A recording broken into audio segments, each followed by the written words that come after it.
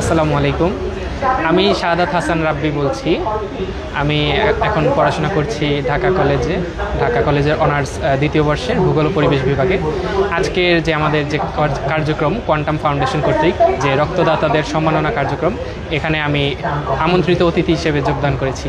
আমি এই অনুষ্ঠানে এই ধরনের খুবই অনুপ্রেরণামূলক এবং আনন্দ ঘন অনুষ্ঠানে আসতে পেরে খুবই গর্বিত এবং আনন্দিত বোধ করছি।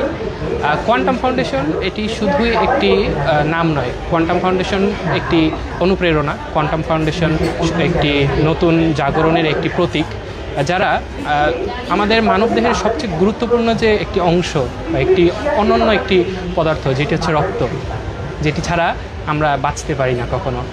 তো এই রক্ত নিয়ে কোয়ান্টাম ফাউন্ডেশন কাজ করছে, বহুদিন যাবৎ কাজ করে আসছে, এখনও করছে, ইনশাল্লাহ করে যাবে। এবং এই কোয়ান্টাম ফাউন্ডেশনের এই একটি অনুষ্ঠানে একটি ক্ষুদ্র একটি অংশ হতে পেরে আমি নিজেকে খুবই গর্বিত মনে করছি। আমি কোয়ান্টাম ফাউন্ডেশনের যে স্বেচ্ছায় রক্তদান কার্যক্রম আছে, এখানে 4 বারের মতো রক্ত দিয়েছি এবং আমার টোটাল আমি জীবনে এখনও পর্যন্ত 5 বার রক্তদান করেছি। আমি এই 5 বার রক্তদান করতে পেরে নিজেকে খুবই গর্বিত মনে করছি। এবং প্রথম যখন আমি রক্তদান করেছিলাম, তখন প্রথম এবং আমি একাধারে যাকে রক্তদান করছি, একটি শিশু যে থ্যালাসেমিয়ার রোগী, থ্যালাসেমিয়া আক্রান্ত। থ্যালাসেমিয়া তো আমরা আসলে যে বিষয়টি, এটি একটি মারণ ব্যাধিতে রূপান্তরিত হয়, যেটির আসলে তেমন কোনো চিকিৎসা এখনও পর্যন্ত পাওয়া যায়নি। তো একটি 10-12 বছরের একটি বাচ্চা ছিল, যাকে আমি রক্তদান করি, নিয়মিত আমি রক্তদান করে থাকি তাকে।